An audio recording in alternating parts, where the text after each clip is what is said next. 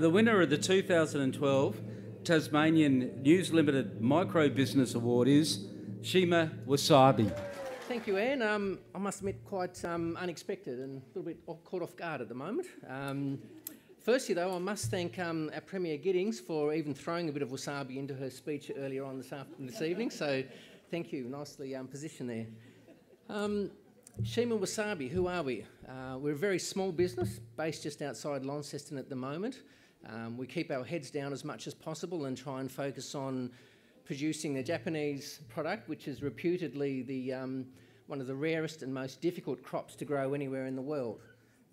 We produce fresh wasabi at the moment and sell it to around about 60 of Australia's leading restaurants. And our customers are, I guess, the top 1% of the top 1% of Australia's restaurants. And at the moment, I think the top 8 Australian restaurants in the world, top 200 rankings, all use our product.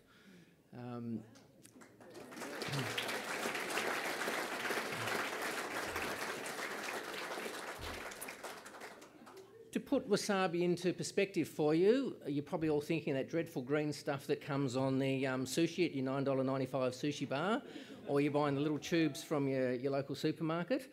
I hate to dash your hopes and dreams, but that's not real wasabi. It's fake, usually horseradish, a whole bunch of other colourings and flavours and all sorts of things.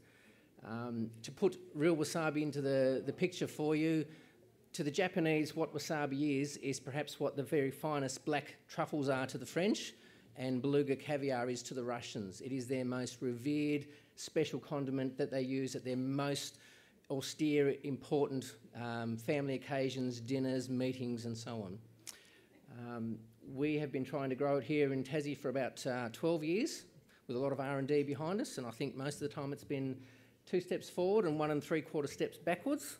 I think we've just about got it sorted now, and I'm pleased to announce actually as of Monday this week we've signed a deal with a very large brewery, believe it or not, in Scandinavia, who are going to launch onto the market a Wasabi Shooters product using...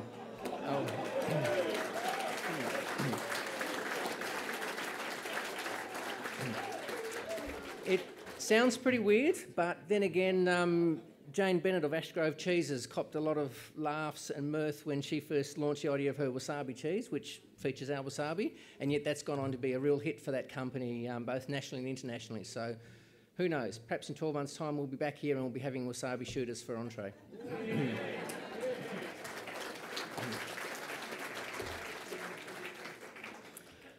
I'd really like to thank certainly the sponsors Telstra and of our category News Limited. I must admit this is an award I've kind of had in the back of my mind long before I owned a business. You hear so much about the Telstra Awards and it's one of those things that grabs a lot of PR and prestige, and while I guess it's the accepted thing to thank the sponsors, I actually want to give a most sincere congratulations and thanks to Telstra in particular and the other sponsors. As anyone who's got a small business in this room would know, it's bloody hard work setting up a new business and trying to get your passion, your baby, whether it be a product or a service, get it out there into the marketplace, get recognition and get people to take you seriously. And so any help that we can get with the small PR budgets a small business has is like gold to us. And so thank you very much to the Telstras and those organisations who get out there and support small business and help us extend our message and what we do to the rest of Australia, and as we've heard tonight, the rest of the world. Good on you. Good for you. I'm not finished yet, no.